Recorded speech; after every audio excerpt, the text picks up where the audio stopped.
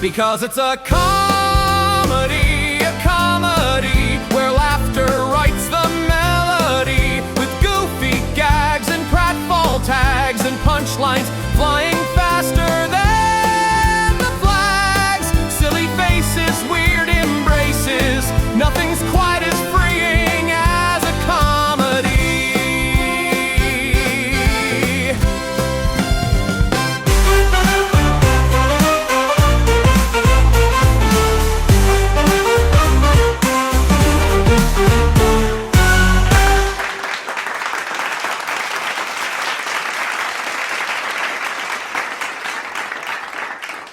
Granny Fumblebuttons is back, and this time they put me through official training for dementia care. Can you imagine me with a certificate? I can barely keep my dentures from doing a stage dive into my soup. So, scenario 1. There's this sweet gentleman. Let's call him Mr. Picklebottom. Lovely man. But sometimes his filter is, well, like my lace curtains, full of holes and covered in dust.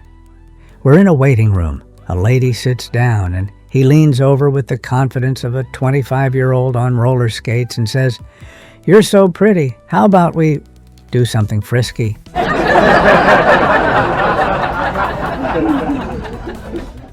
Now, the training says, redirect the conversation. Redirect, like he's traffic on the interstate. So I say, "Oh, look, Mr. Picklebottom, there's a fish tank." And without missing a beat, he goes, "Great, let's invite the trout. More the merrier."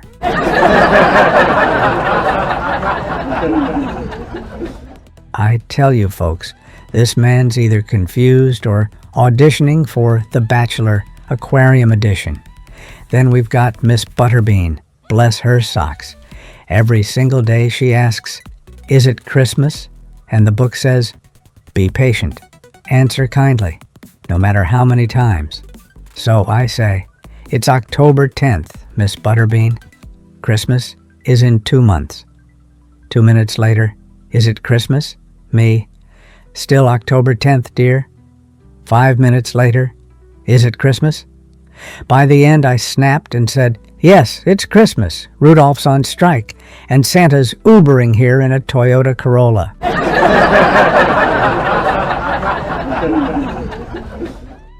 And then there's Mrs. Dinglehopper, refuses to wear shoes, just walks around barefoot like she's auditioning for Dancing with the Stars, Hobbit Edition.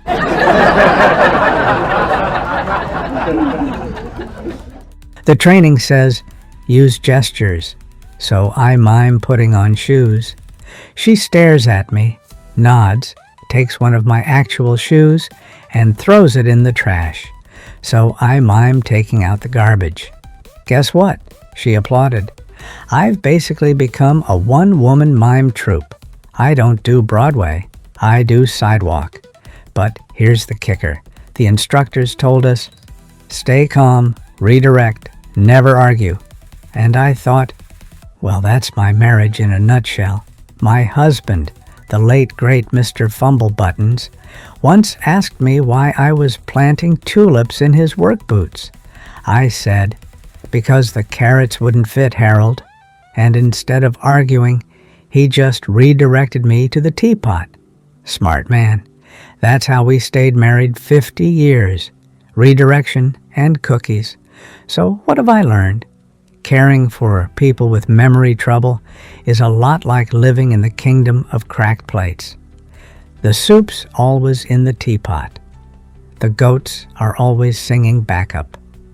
And yes, sometimes it's Christmas in October, and we just roll with it.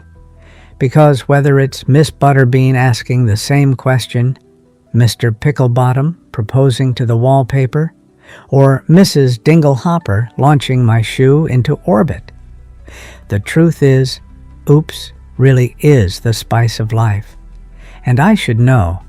I've got it in my purse, right next to the cough drops, 3 knitting needles, and a carrot I was saving for later. Thank you, my little dumplings. You've been fabulous. Don't forget to redirect yourselves to the lobby for cookies on the way out.